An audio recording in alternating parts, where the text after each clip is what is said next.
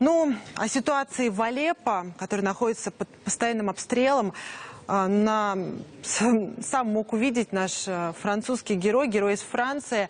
Вот уже 3 года француз Пьер Лекорф помогает жителям объятой войной Сирии, разносит медикаменты, устраивает просмотры фильмов, но самое главное, собирает свидетельства очевидцев.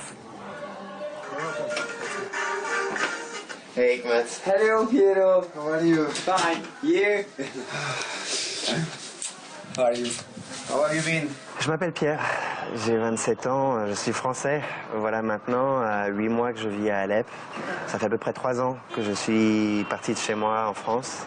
J'ai vendu tout ce que j'ai en France pour pouvoir monter cette organisation et aider les communautés les plus marginalisées. Comme ça, je peux... You're welcome. That's me.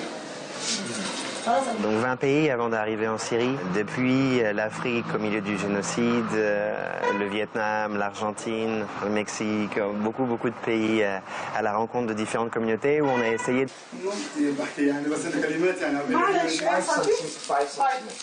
5 سنتيمتر فوق الجرح هون.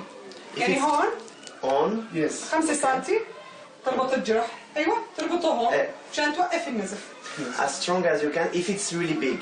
If it's a little, يعني شد ما كان تقوي.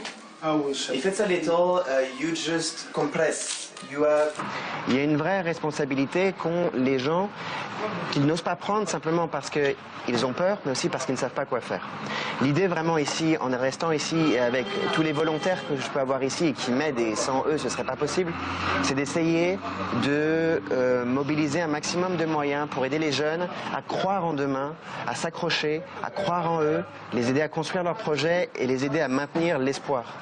Donc à travers ces programmes, que ce soit un programme de cinéma où on emmène 500 jeunes tous les mois gratuitement au cinéma, programme médical, le programme de Rising Voice, en transmettant les histoires de gens ici pour sensibiliser à l'extérieur sur ce que vivent vraiment les gens, on espère essayer petit à petit faire rentrer quelques petits rayons et modestes rayons de soleil dans la vie des jeunes et des gens.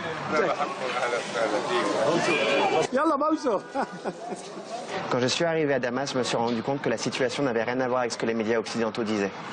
Au départ, c'était, pour ma famille, c'était quelque chose de pas... Ils ne savaient pas trop à propos de la situation. La politique française est désastreuse, tout simplement parce qu'on continue d'appeler. Je suis arrivé sans parti politique, sans... Je suis même arrivé extrêmement surpris, parce que je ne m'attendais pas à ça, avec tout ce que j'avais lu, sur ce qu'on racontait sur le gouvernement, sur la Syrie. Et puis j'ai découvert quelque chose de totalement différent. La politique française continue de diaboliser aujourd'hui le régime syrien, continue de diaboliser le pays. Et continue de, et c'est en ça qui me gêne, d'effacer ce qui se passe de l'autre côté, d'effacer les meurtres qui sont perpétrés ici tous les jours. Développer ce programme que j'avais commencé dans d'autres pays qui s'appelle Rising Voice. L'idée c'était de transmettre les histoires de gens ici pour raconter la guerre, sans parler de la guerre mais en parlant des humains qui la vivent. Ce sont des millions d'auditeurs qui ont suivi. Je reçois des centaines de messages de Français qui me disent « mais je suis venu ici en essayant. » So I say to give a try.